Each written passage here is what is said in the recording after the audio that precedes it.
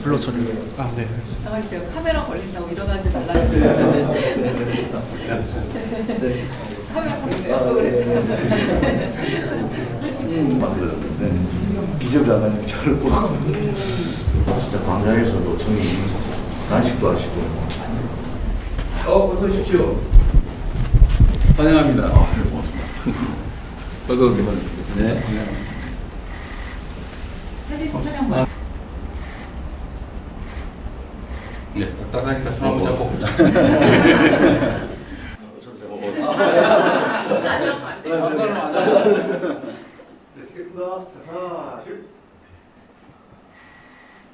네, 본 게 몇 년 만이에요? 한 몇 년이죠? 5년 정도. 5년 정도. 아, 5년 문재인 정도. 5년 대통령 정도. 시절에 초기에 아니 말미 말미. 2020년도에 아마 양대노총하고 그래서 자리가 있었던 걸로 알고 있습니다. 어쨌든 의미 있는 자리입니다. 초대해주셔서 고맙습니다. 자, 요새 제가 산재 얘기하고 세분임금 얘기 이런 얘기를 좀 많이 했더니 나보고 너무 노동 편향적이라고 주장을 하는 데가 있던데 저는 전혀 그렇게 생각 안 합니다.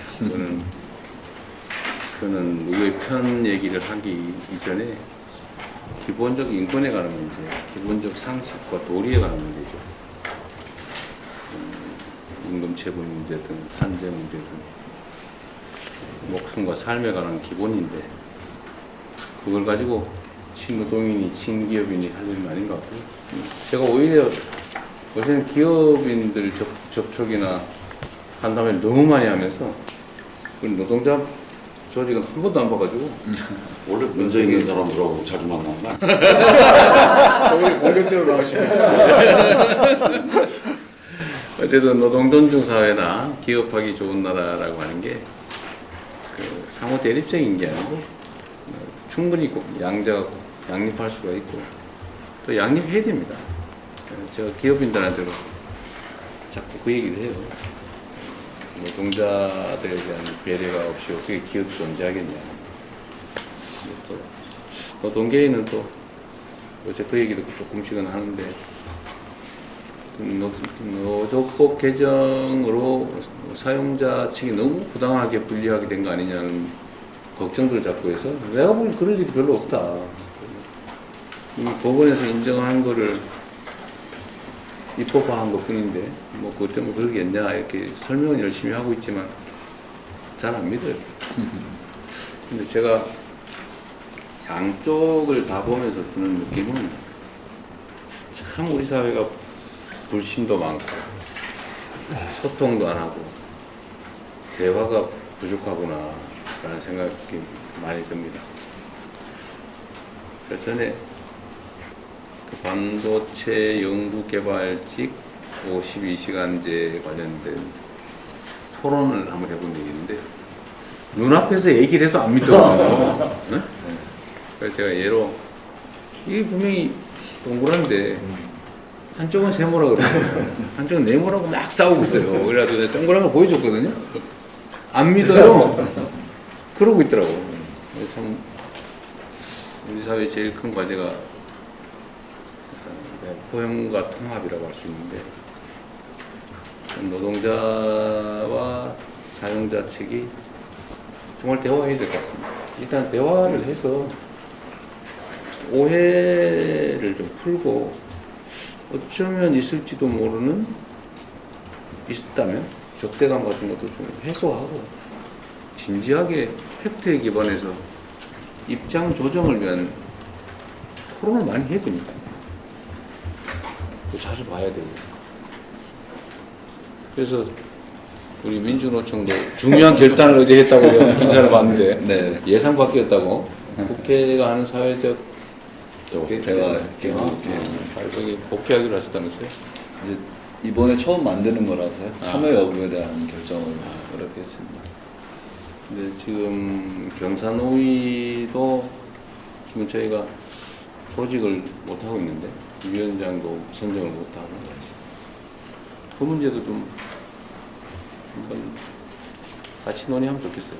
같이 한번 논의해서 실제 대화를 해야 되지 않나요? 아니 뭐 결론이 안 나고 뭐 싸우는 것까지 좋은데 만나서 싸웠든지 말든지 뭐 결론을 내든지 말든지 아예 안 보는 거에 어떨까라는 생각이 듭니다. 근데 민주노총 입장에서는 아마 대화나 함께 앉는 것 자체가 불편할 정도로 무리하게 운영했다는 의심이 있어서 그런 거죠. 네, 뭐 그런 면도 있는 겁니다.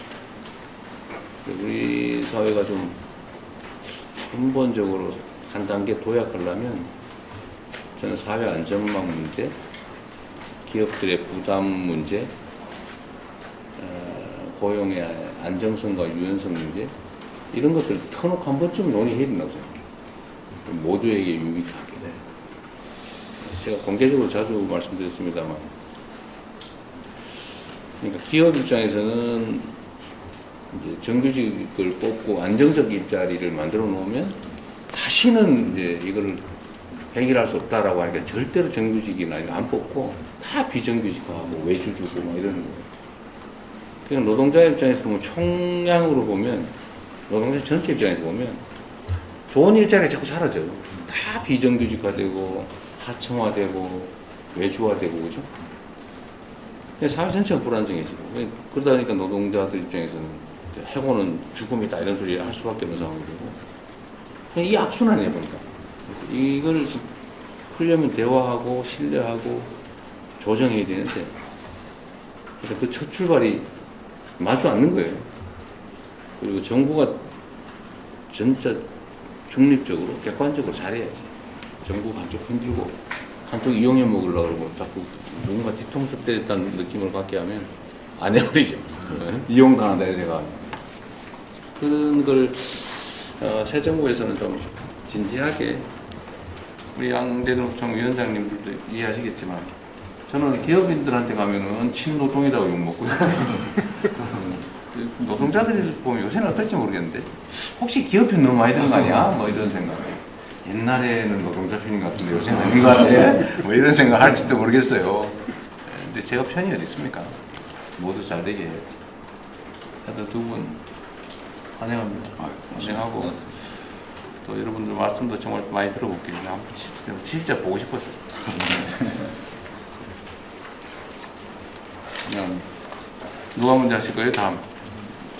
정의기 준호가 모르겠습니다. 나이 하는데 많이 들어도 동방 A지국이니까. 국정을 책임지시느라고 굉장히 바쁜 일정에도 초대해 주셔가지고 감사드립니다. 대통령이 6월 4일 취임하시고 오늘이 석 달째 되는 날입니다. 짧은 기간이었지만은 노동자의 생명과 안전이 우리 사회의 가장 중요한 가치로 자리매김되었고 노조법 2, 3조를 통해서 헌법상의 권리가 현실이 되었습니다. 최근 한미 정상회담의 성공적인 개최에 이르기까지 대통령님의 헌신적인 국정 운영에 감사드립니다. 이제는 긴 안목으로 회복과 성장의 시대를 준비해야 할 때입니다. IMF 이후 30년간 한국 사회적 대화는 많은 성과와 한계를 축적해 왔습니다. 복합 위기와 거대한 전환을 극복하기 위해서는 경제 주체들의 과감한 결단에 기반한 대타협이 절실한 시기입니다. 한국노총은 이를 위해서 대통령님이 직접 각 경제 주체들을 모아서 일정 기간 동안의 수기 과정을 진행해 주시고 그 틀 안에서 사회적 대타협을 선언하자는 제안을 드립니다. 한국노총은 그 과정과 결정에 있어서 모든 사회적 책임을 다하겠습니다. 초고령 사회로 이미 진입한 한국 사회의 미래를 위해 65세 정년 연장은 단 하루도 늦출 수 없는 현실적 과제입니다. 이미 국회에서 민주당을 중심으로 노사정이 심도 있는 논의를 진행하고 있는 만큼 남은 하반기 동안에 입법에 이르는 성과를 낼 수 있도록 대통령실에 각별한 관심과 지원을 요청드립니다. 법정 정년 65세 연장은 주요한 국정의 과제이지만 한국노총은 현실적 여건을 고려해서 유연하게 협의에 임하겠습니다. 마지막으로 내년을 실질적 근로시간 단축의 역사적인 첫 해로 만들어보자는 제안입니다. 이를 위해서는 좀 더 과감한 주 4.5일제 시범사업의 도입이 필요합니다. 지불 능력이 부족한 기업들에게 지원금을 통해 노동시간 단축을 유도하는 것과 함께 병원이나 은행과 같이 노사 간 자율협약을 통해서 즉시 주 4.5일제 시행이 가능한 곳에 대해서는 정부가 나서서 최대한 권장하고 독려하는 역할을 해 주셔야 할 것 같습니다. 진짜 마지막입니다. 광장의 응원봉은 국민들에게 용기와 희망을 주었습니다. 이제 이재명 정부가 국민들의 삶이 구체적으로 변화하는 효능감을 줘야 할 때입니다. 대통령님께서 노동과 경제를 든든한 양날개로 삼는다면 대전환의 시기를 지혜롭게 이겨낼 수 있을 것이라 생각합니다. 한국노총도 그 길에 함께 하겠습니다. 초대해 주셔서 다시 한번 감사드립니다.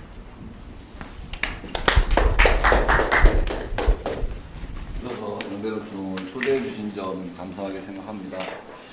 이미 초반부터 노동자들 안전 문제에 대통령께서 직접 관심 갖고 역할하시는 모습에 노동자들 기대가 매우 큽니다. 반성 없는 내란 세력은 여전히 활개를 치고 있고 제1야당으로 여전히 건재하기도 합니다. 청년들은 일자리가 없고 노년층은 빈곤에 시달리고 노동자들은 산업재해로 쓰러지고 비정규직으로 고통받는 지금입니다. 이 정부가 성공하려면 광장에서 함께 외쳤던 것처럼 적폐세력 청산과 사회대개혁으로 흔들림 없이 전진하는 것이 필요하다고 생각합니다. 국민주권 정부를 표방한 만큼 노동주권도 보장했으면 좋겠습니다. 오인미만 사업장 노동자들도 법의 보호를 받을 수 있어야 하고 특수고용 플랫폼 노동자도 예외 없이 노조할 권리가 튼튼히 보장될 수 있도록 그래서 스스로의 안전과 삶을 지킬 수 있도록 했으면 합니다. 원청교섭과 초기업 교섭을 통해서 노동시장 이중구조와 양극화를 해소하고 노동 3권이 누구에게나 온전히 부여되어야 우리 사회의 근본적 변화가 가능할 수 있다고 생각합니다. 우리 경제와 노동자의 삶을 지키기 위해서 민주노총은 계속 싸울 것입니다. 트럼프 정부의 관세 폭탄과 대미 투자 강요는 우리 경제 전망을 어둡게 하고 있습니다. 자동차나 조선, 철강과 같은 핵심 산업들이 미국으로 빠져나가면 노동자는 일자리를 잃을 수밖에 없습니다.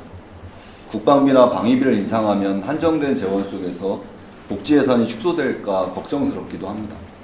정부가 우리 국민과 노동자를 지키는 당당한 외교에 나서기를 요청드립니다. 트럼프의 페이스메이커가 아니라 노동자 서민의 행복메이커가 되시면 좋겠다라는 바람입니다. 기후위기와 불평등 노동 문제를 해결하기 위해서 전면적인 노정교섭을 제안합니다. 정부는 국정과제 많은 영역에서 사회적 대화를 강조하고 있습니다. 그간의 사회적 대화는 정부의 입장을 관철하거나 정당화하기 위한 수단으로 전락하면서 제 기능을 하지 못했던 측면이 있습니다. 노정교섭을 통해서 노정 간의 신뢰를 회복하고 구축하고 대화의 효용성을 확인하는 것이 선행되어야 한다고 생각합니다. 민주노총은 어제 국회 사회적 대화에 참여를 결정했습니다. 쉽지 않은 결정이었습니다. 그러나 그런 판단을 한 것은 정부와 노동자들 간의 대화를 통해서 신뢰를 구축하고 새로운 노정관계 형성을 만들기 위한 첫 걸음이라고 생각을 합니다. 오늘 이 자리가 바쁜 시간 내주셔서 감사합니다. 그리고 오늘의 이 자리가 정부와 민주노총이 지금의 다중의 위기를 해결하기 위해서 지혜를 모으는 첫 시작이 되었으면 하는 바람입니다. 초대해 주셔서 고맙습니다.